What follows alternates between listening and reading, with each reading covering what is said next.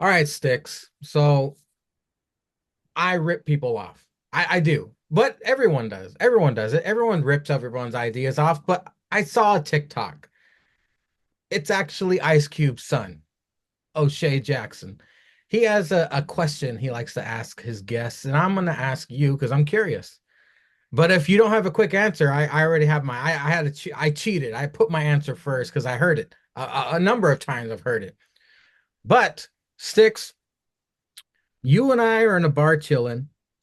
50 dudes are in that bar hating on you and want to fight. Choose four dudes from any era in any promotion of professional wrestling that will help you leave safely. Is there any four people that immediately jump to your mind that will help you get to your car from that bar? Roddy Piper, Stone Cold Steve Austin, Shawn Michaels, and Great Khali. Wow, Shawn Michaels. Do you think he'd get taken out immediately? No, the dude's gonna he's got that fucking machine gun super kick fucking action. Like he's sweet chin musing people like they're fucking getting their IDs checked. Plus, he's looking two directions. He can look straight and his wonky eyes. Yeah, I want cross-eyed Shawn. I don't want young Shawn Michaels. I want fucking one eye in each direction. You want the NWA listening crooked eye HBK of today. Yeah, I want that guy who's checking those fucking, who's getting those fucking hot chica to NXT fucking Shawn Michaels. That way, after we're all done, we getting chauffeured back to the fucking vehicle. So two people immediately jumped to my mind when I heard this question, and the other two I put some thought into. The guys who love to fight, Sheamus, Stallion Pete, those motherfuckers, look at their faces. They can take a punch, and you know they've been in some fights, some real fights. So them two, Are you talking long hair Stallion Pete, or are we talking like butch cut now, Stallion Pete? I'm talking long hair because that dude has some experience. And he knows more ways now to hurt you than he did when he was in the UK tournament.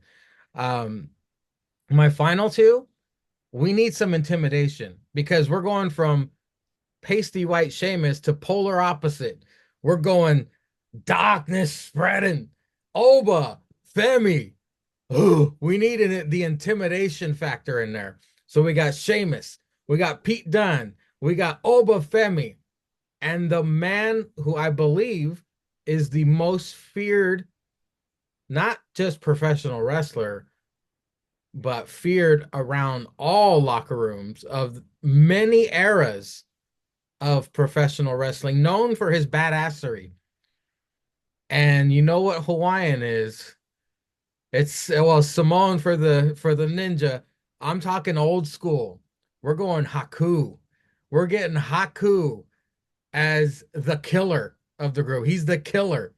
So we got Sheamus, we got Stallion Pete, we got Obafemi, and we got Haku. I'm getting to my damn car and I'm leaving all of them. I'm gonna floor it the fuck out of there. But You definitely got some diversity in yours. I went full fucking but I went I full fucking cheated. pasty. I cheated. I had much more time to think about it. And plus I've seen that question before. And anytime he has Jay Uso or Roman Reigns or anybody, they always pick their family. Like, oh yeah, we're gonna have Jimmy, Jay, fucking Solo. We're Oh gonna have yeah, Haku. yeah, because they're at the fucking family barbecue, so they know what happens when a few drinks get in. They're like, "Fuck, I want this guy having my back. I don't want fucking this guy on my back. He can't fucking handle that shit." So they have the inside track. It was a toss up between Oba, Femi, and Umaga, but I figured Umaga, he's more hefty. He might get winded easily. I mean, he's insane, but he might get winded easily. If there's 50 guys, I want someone who's in shape and who could throw a punch. He could fake a Well, Jamaican accent. it depends on how. I mean, some people, some bigger guys, if they get a few drinks in them, fucking their cardio is good for fucking like a marathon. So you get a couple of fucking mai tais in him, he might become fucking Samoan Superman. He might not have a fucking low battery game. So since last we spoke on the tripod, it's been a couple weeks. I've of course been watching movies, and I have four specific movies I can talk about. But Sticks, like I said, it's been a couple weeks. What has been on Sticks Adams' queue? Have you checked any show out, any movie out, anything at all? I watched. I think it was last week. I watched Hard Eyes. Finally, I've got it before it was on Netflix. Mhm. Stupid me. I never wait for these movies to drop onto like anything streaming. So I paid to rent it. I thought it wasn't too bad. It was nice little kind of horror with some comedy. Me and the girlfriend talked. She watched it when it dropped on Netflix. We watched this horror flick called Thanksgiving. I think it came out Yep. late. We thought the comedy and Hard Eyes kind of remind us a little bit of the comedy that was in Thanksgiving. I thought it wasn't too bad. I thought it was worth a one-time watch. So if you have Netflix, throw it on there. It's worth it. And then I watched one called Borderline that had Samara Weaver and Jack Nicholson's son Ray. And Hmm. it's basically about Samara Weaver plays like a pop star, and Ray Nicholson is like her stalker. It has a few funny parts in it, but I thought it wasn't too bad. It's definitely definitely a good one-time watch. I did research on uh, Ray Nicholson, and they said he was in the sequel to Smile. He was a Smile too, and they said that they a lot of internet websites thought it was a career-defining role that he played. A lot of them were drawing parallels to like his dad's role in The Shining. Now Mhm. I haven't watched any of the Smiles, but I thought he did a really good job in Borderline. I hadn't heard about it till I when I was looking up on movies to rent, and I kind of get on and I look at the trailers, and I thought it was something a little different to check out. So of course I did, and I wasn't disappointed. It was worth my 452 and change to watch it. So outside that, it's just been watching a few sports, and of course the hundreds of thousands of wrestling promotions and stuff like that to watch. So that's pretty much what I watched. Thanksgiving and Heart Eyes, straight up the horror genre. Very different movies. Thanksgiving came out 2 years ago. I remember watching it. I remember thoroughly enjoying it. I loved it. The Black Friday scene at the beginning of the movie is so fucking funny. It's worth watching alone. And it's one of those who done it. It almost kind of Scream-esque. Like who's killing all these people? And then again, it's kind of a satire of horror movies like Heart Eyes. Heart Eyes is full on satire of horror movies. It's exactly what you think it is in a B movie horror slasher film. I don't remember if there was any celebrities in Heart Eyes. I don't think there were. Were there with any notables? I don't think so. I don't really think there was.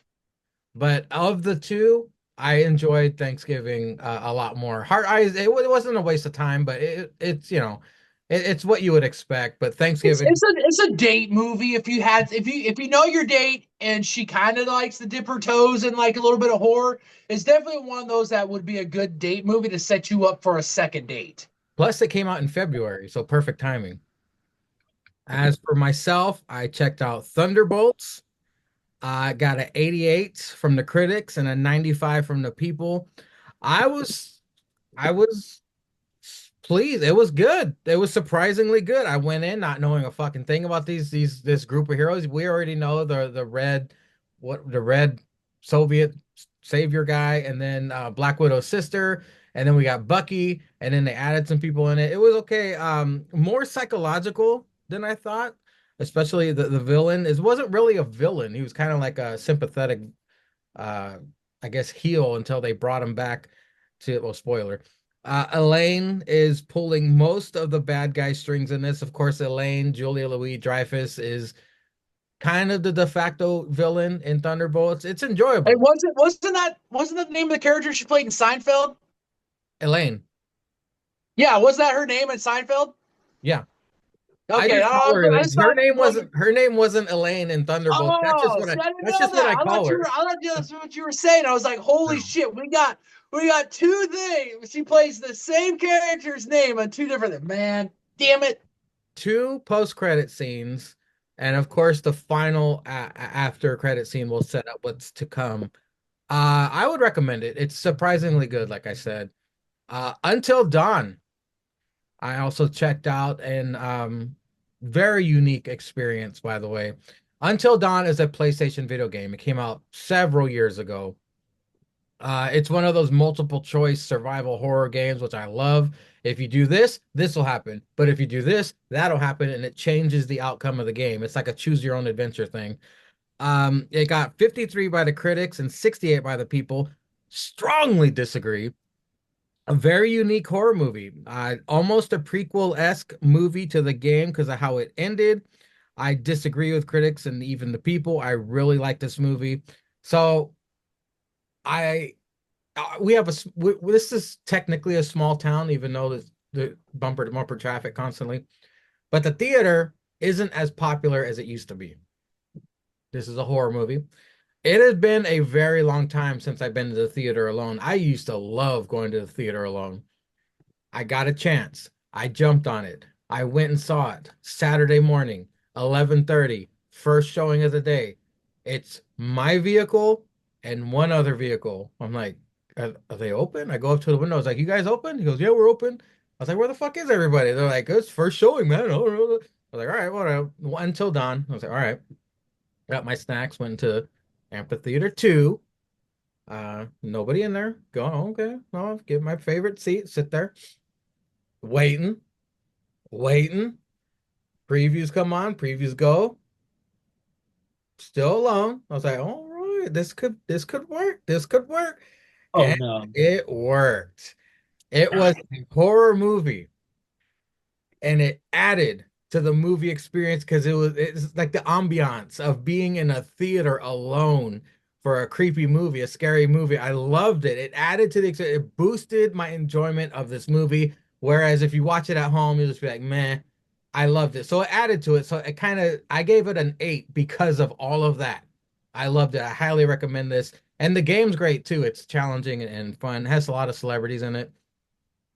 Clown in a Cornfield. Now, this is one of those movies I went in totally blind.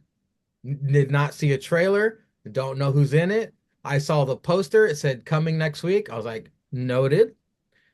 I told my friend, I was like, hey, we're going. We're going to see this movie. I'll pay your way in case it's terrible. It'll be on me. I don't know anything about it besides the poster. It got a 74 from the critics and a 64 from the people. Always a good thing to go in completely blind. I only recognize one actor, Will Sasso, noted wrestling fan and comedian. This was a decent horror movie with a message targeted at this current generation. It's pretty funny.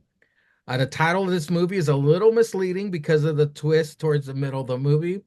I'm in between the critics and people's rating. I'd give it a 7. I'd recommend it if you want something a little different because it's pretty funny too. It's got a lot of humor in it because Will Sasso and just the situation. They're in like a podunk. It's Caesar's worst nightmare. It's like a clan meeting. There's so many fucking honkies because they're in the Midwest. Styx is familiar. But yeah, Clown in the Cornfield, it's worth checking out. Well, Maybe see, I read that it was like one of those like I think IFC like the channel like movie channel like put it together and it had grossly like outdone like the budget. Like it was like one of the it's gonna go down as like one of their most successful movies that they've done that's gone mainstream. So I had heard about it. I hadn't seen any trailers for it, and it had piqued my interest. But hearing that you gave it a 7 out of 10, and I'm definitely gonna look for it now. it's pretty good. But I mean, don't rush out to the theater. Wait till it comes on VOD. Uh, and then I dipped into the old free Peacock movies. Last Breath, true story. Woody Harrelson stars in this, amongst a few other notables. Shang-Chi is in this. I don't know his real name. Didn't bother looking it up. This story shines the light on how dangerous deep sea mechanics can be.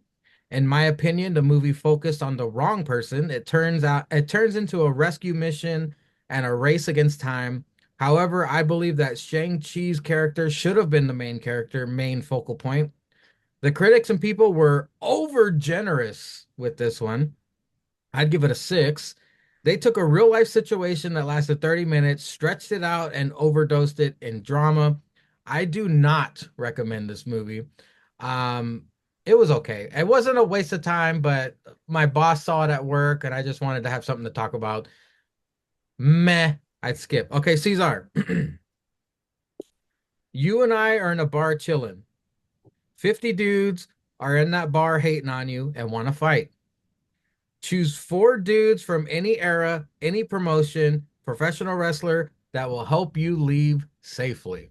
Me and Sticks already did this. We chose ours. Who would you choose? Who's the first 4 that pop into your head that are going to help you get back to your car? Oh, you've been watching Ice Cube Son podcast or That's something? exactly what I said. O'Shea Mm, Jackson. yeah. I'm choosing Glock 19. I'm choosing AK-47. I'm choosing 18 grenades. And for shits and gigs, 1 block of C4. So Getting my ass up out of he's there. got a bushel of grenades. He's got Yep. a fucking brick of C4. Hmm. What weren't those the tag team partners for fucking Sabu back in the first ECW fucking show? Yeah. Probably. If I had to pick, I'm picking Moose.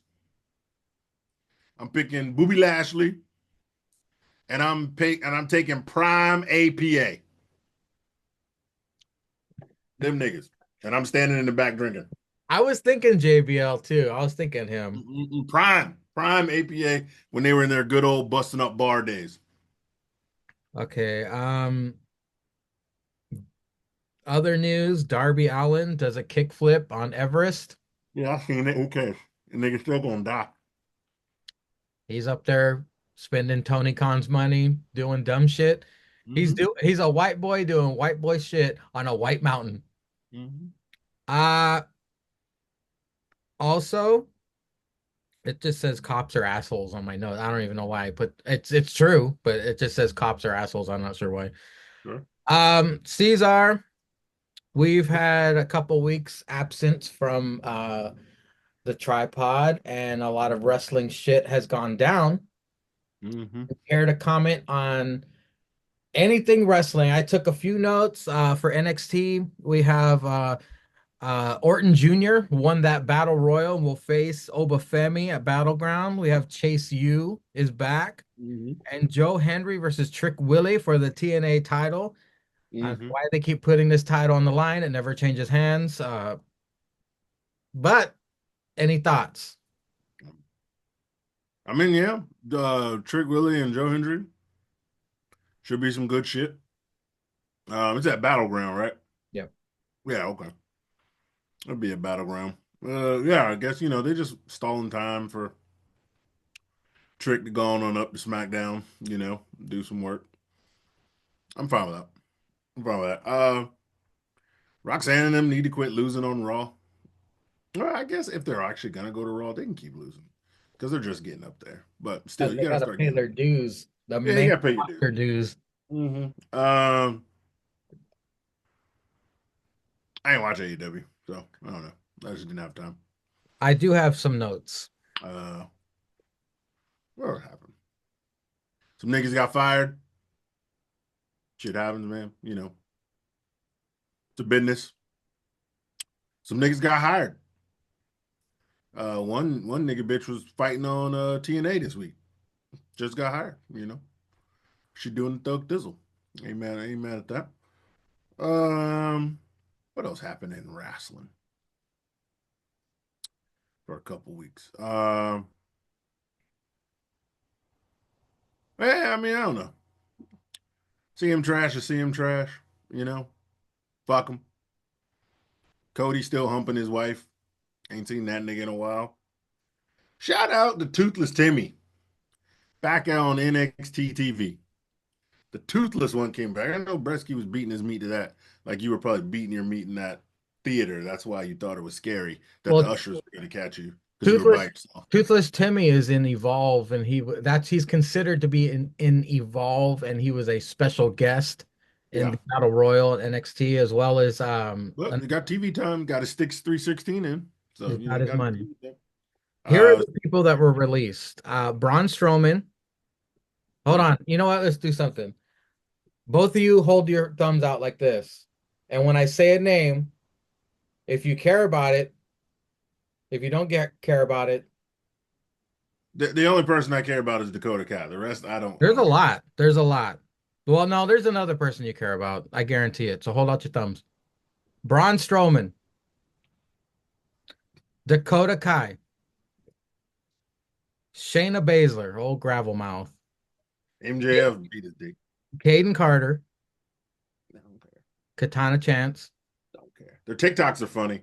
Cora Jade, Yeah, Corey. GJJ, JJ. I'm gonna miss seeing her, but yeah. old Wolfgang, Joe Coffey, pretty much the all of Gallus, basically. Okay. They were a good group, but they ain't never do nothing. The man who's putting together a Hall of Fame roster for his dick, Eddie Thorpe, Riley Osborne, and the one I think you'll care about, Miss Jackson, Jakara Jackson. Oh yeah, Miss Jackson. See, all women. It was all women. The rest of them, yeah. That sucks because man, she was doing way better. Her and Lash Legend improved vastly. On site, Oro is gone. He'll end up in NXT. I mean, TNA. Hopefully. Did you guys see that? I don't know if true, but I read something that said that Braun Strowman's got to fucking have a show on NBC, like Yep. eating across the nation. The fuck we do with this shit? The fuck? I guess they felt sorry for him because his leg has been paralyzed this entire time. He was putting over talent before tell him to hit the bricks. Mm-hmm. A tripod trope. Of course, I'm gonna miss hearing Cesar say this. Once I say the name, you'll all understand. Big Body Javi. Who? And someone I don't even remember watching wrestling, maybe once. Danny Palmer, a chick. No, she was. I think she was mostly on Evolve or something. Oh, okay. Well, she's gone now. She's not gonna evolve anymore. Um, She's big on TikTok. but AEW notes Cesar was Tony Storm still killing it on the promos. Zach Gowen, old one-legged man in an ass-kicking contest, returns and will take on Ricochet. I saw the clip of that. I know I'm a WWE lifer, but remember when Tez got that prosthetic leg and he fucking hit Ciampa with it? Like, That's what everybody was are they doing saying that? Are they online. doing that fucking just to steal? I don't know, whatever. MJF still trying to join the Hurt Syndicate. Yeah, that's what they said online. And so you haven't been watching at all, huh? And no AEW at all? No, I didn't have time. Oof. I saw the promo Mm-hmm. that he cut, and I saw him beat him with the foot in the ring. But everybody was saying like it's just like he's copying WWE. I saw Will Ospreay had another interview and he talked shit about WWE again, and they just keep bringing up that every time he opens his mouth, it's just to shit on WWE. It makes him seem bitter and kind of immature, if you ask me. Yeah, Everyone has their opinion. I get it, but come on, guy. Is that all these the interviewers are they trying to get people to talk shit about the other promotions? I Because think so. Because I've edited. You can cleverly edit something to make it seem like that's all they were. That's the clickbait. That's what they were trying to get at. We got to get him to talk about WWE somehow. Ask him something. Ask him something. And then he talks about Triple H or he talks about fucking you know, I'm better than the worst right now. Everyone put together, I'm better than everybody. All right, relax, dude. All you do is some Cirque du Soleil shit, and you do it really quick. If you slowed that shit down, like Triple H says, maybe people would give a fuck. But I digress. I don't know though, man. I mean, if it's every interview and he never goes on Twitter to correct anybody, like, is it really edited? You know, we know Twitter ain't edited, and Ricochet keep taking losses to nigga on that shit. Oh, Javon Evans, that's right. That was a good back and forth between those two. Mhm. Twitter is the place to be for wrestler beef, if you will. But Yeah, Sticks, I mean, a ton of wrestling, and I'm turning to you for let's run down some total nonstop action, news, thoughts. What do you think about the current product and what's happening, and what has happened recently of notable? that dog collar Um, bloody as hell. yeah. Well, there was the headline that they were gonna start cutting down like the blood stuff, like the matches, stuff like that. And it was basically based off the dog collar match, which they kind of basically blew. They kind of fucked their match over because it hadn't came out yet when that headline came out yet. But after watching it, I mean, I can kind of understand, but it's like they haven't really done much. They don't do a lot of matches that involve people getting cut and busted open. I mean, I know we're going from the barbed wire massacre match to having like what was like maybe a week off to doing the dog collar match. But I mean, you're gonna get a run where you have a couple of those gimmick matches like that, but then you're gonna go probably 5, 6, 7 months, if not maybe a year between a gimmick match that you'll see a lot of blood in. With that Unless being they do said, one at Slammiversary, which is like in 3 months. yeah. Um, with that being said, I'm more interested. I want to see how many of these released knockouts are going to show up on TNA with the working relationship with WWE. We've just seen that here the last maybe 3 weeks with Indy Hartwell. They've been talking about her. She showed up at a pay-per-view. We've been getting little bits and pieces of stuff on her show. They did the interview. We're going to get the in-ring debut this coming up Thursday. So I'll be interested to see if they would be stupid not to take a flyer out on at least the three big name girls of Dakota, Cora, and Gigi. I think they should more definitely take a fucking flyer out on Miss Jakara Jackson. I think she's gonna have something to prove. I think she'd be a very underrated signing. Um, I mean, we're setting up stuff for Under Siege. We're got next week we're gonna have, because he can't travel because he's a dumb idiot. We're gonna have Jeff Hardy and Dolph Nemeth. And then at the pay-per-view, we're gonna get Matt Hardy with a partner of his choosing versus the Nemeths. I think a lot of people are trying to figure out why we have Robert Stone and Victoria Crawford. Like, why are you showing up on our TV? Like they talked about with Robert Stone. Now I understand past histories of a former employee, but when that former employee is under a new name and now he shows back up and he can say, "Well, I've got ties and stuff like that." Like a lot of people aren't going to understand that, man. Like you got to understand that it's like a guy and Robert Stone. They're not going to know Robert Stone as a former employee, as a different name, wrestled at TNA Impact. So I mean, you got that dynamic of that with Santino and Ariana, him being a part of the board. Like they bring in Victoria. I mean, she was all right as a wrestler, but is she worth? She was terrible. I like how it's funny how they're pairing fucking Alicia Fox and Tessa. They're like, we got to do damage control. What black chick could we get to agree to team with her? How about the crazy black one no one really cares about? Get her over here right now, stat. Well, I think they're doing literally. I think they're doing damage control because they know people aren't. A lot of people don't like Tessa, so they're gonna bring in a couple people to try to elevate her. I mean, just lean into it. She's hated, all that stuff. This probably helps lean into it. It's gonna probably help to elevate her to do it. She shouldn't be the one. If we get her and Masha again at Slammiversary, she shouldn't be the one that beats Masha. She really shouldn't be. You got enough women on that roster to do it. Like she needs to, like you just talked about with with the women paying their dues. Like she did a lot of this stuff.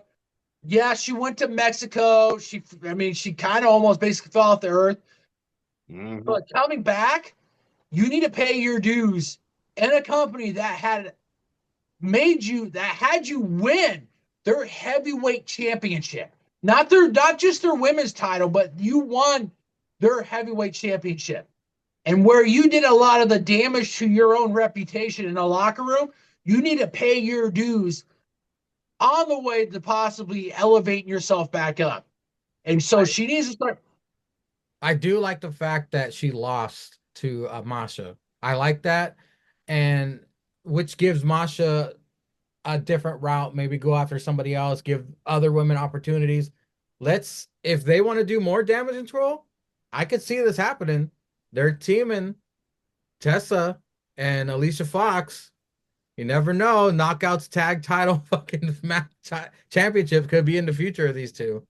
It could be, but outside, we're getting Joe and Trick at Battleground. It's big for TNA because it's going to be on an NXT pay-per-view.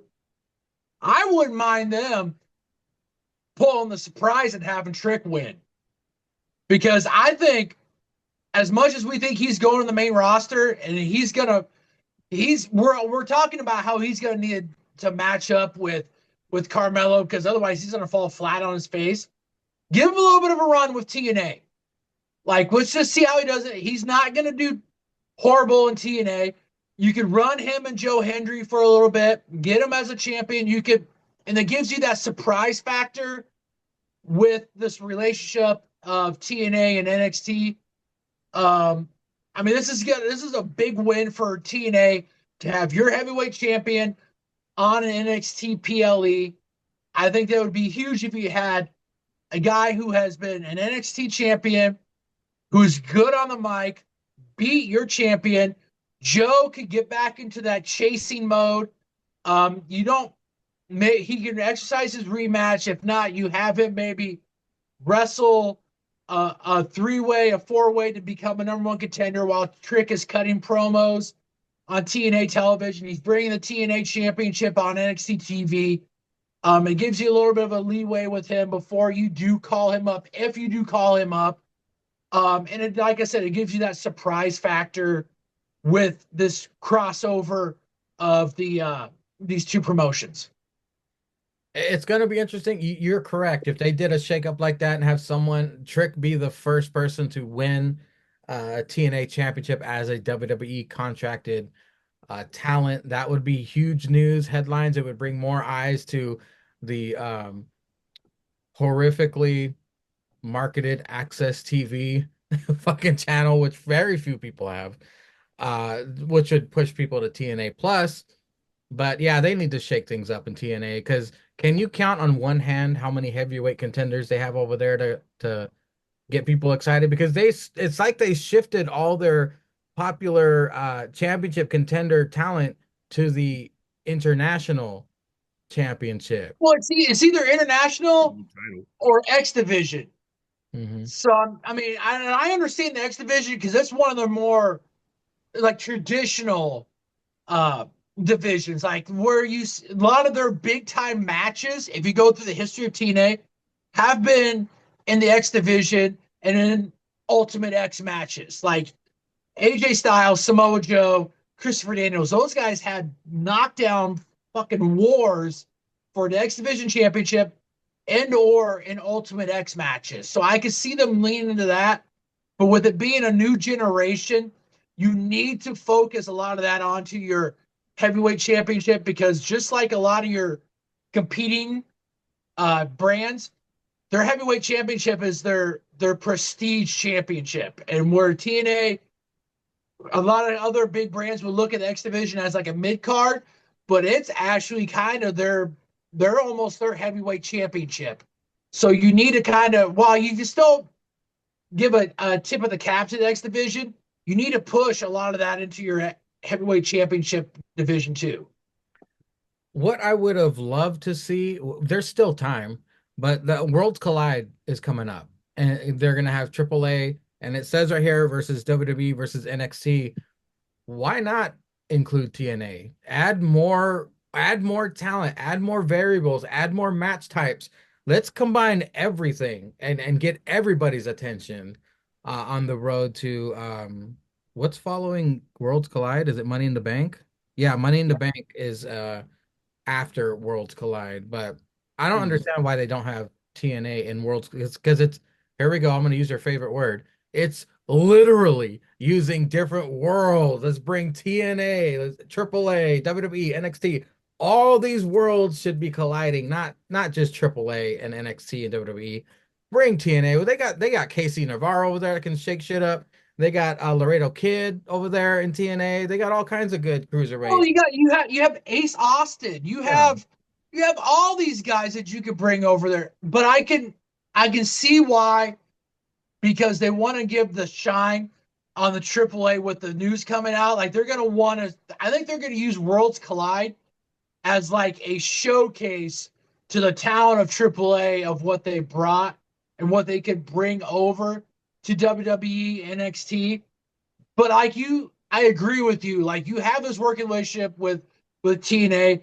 Bring your X Division guys over. Bring a lot of your guys over that we as TNA people have seen that could be like, hey, why aren't you having Laredo Kid? Why aren't you having Ace Austin? Why aren't you having a lot of these guys that are killing that will kill it?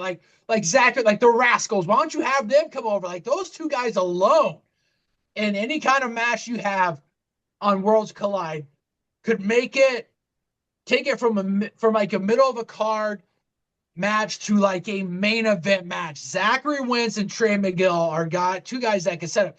If Chris Bay, God willing, if he hadn't been injured, you get Chris Bay and Ace Austin on that. I mean, that would be a banger of a main event if you threw all these TNA guys in with some AAA guys and some of your NXT guys. I mean, that would be it damn near be almost like a WrestleMania moment match.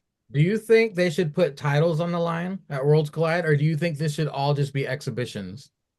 Should we all be? Uh, You put titles on the line, we know who's gonna win. yeah, I think it kind of ruins the unpredictability of the way the match could go. Although, or they'll just do it like they do Crown Jewel. Whoever wins will be the Worlds Collide champion. Sure.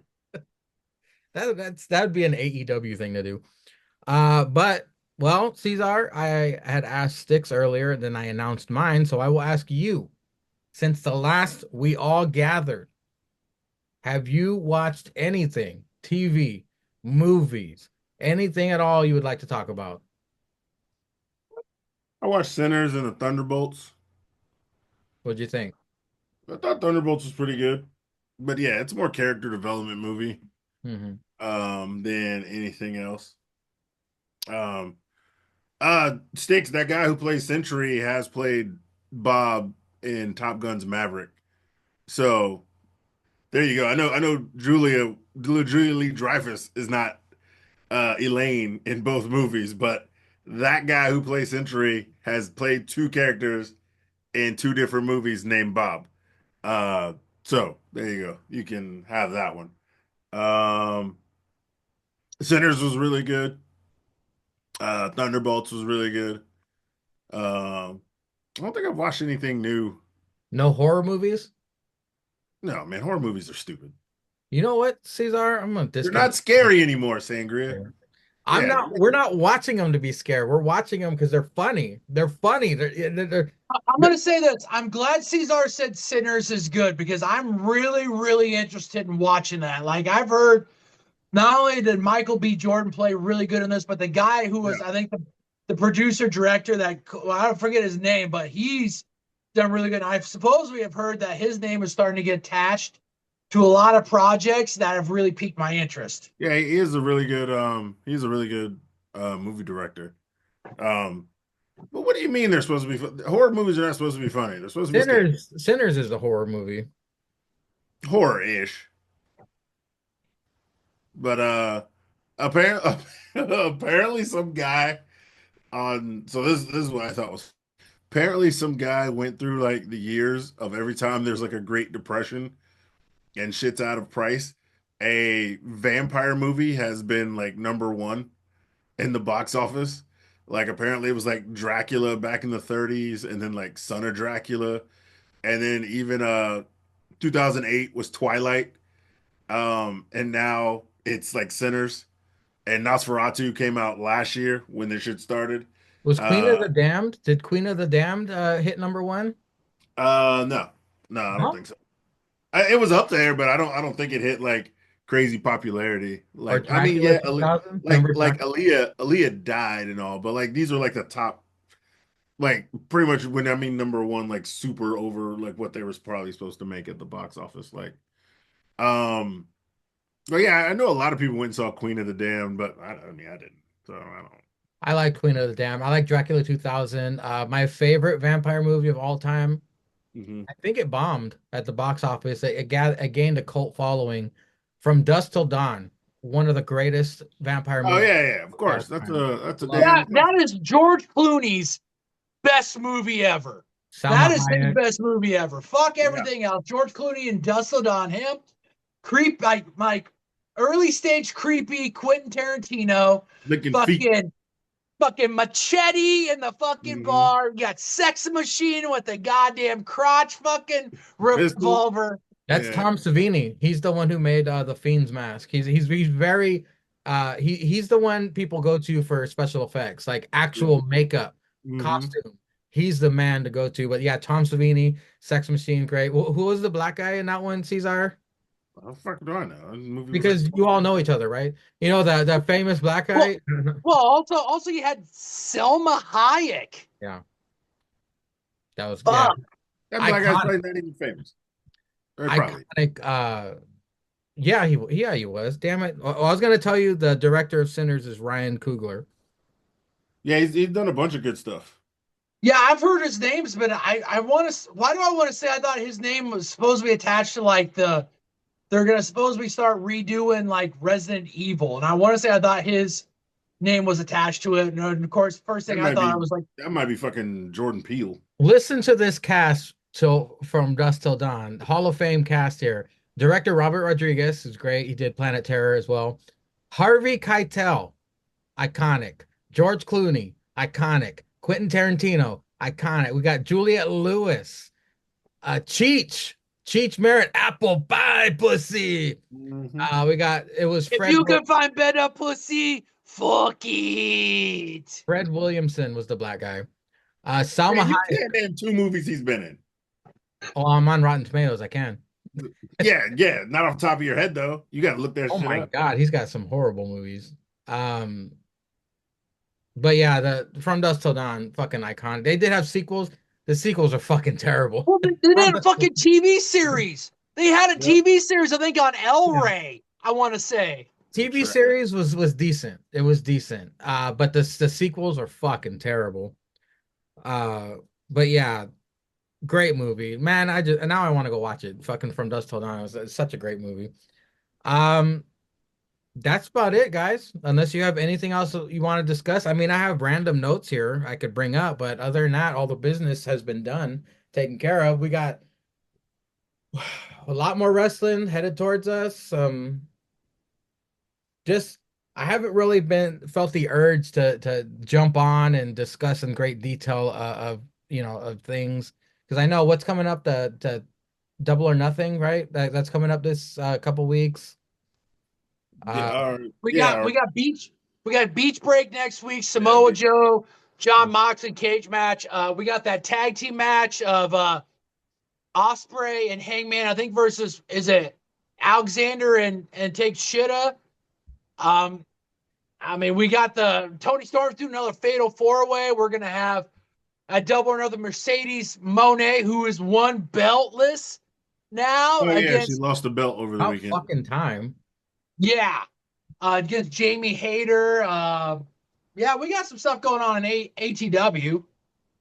Still Real After Party universe. The sheriff launched Saloon Goons with his son doing predictions for Backlash. Very funny to see the sheriff play the straight man. His son is wilding out They're behind. trying to keep it PG while also trying to keep his son wrangled and on point. Is worth it alone.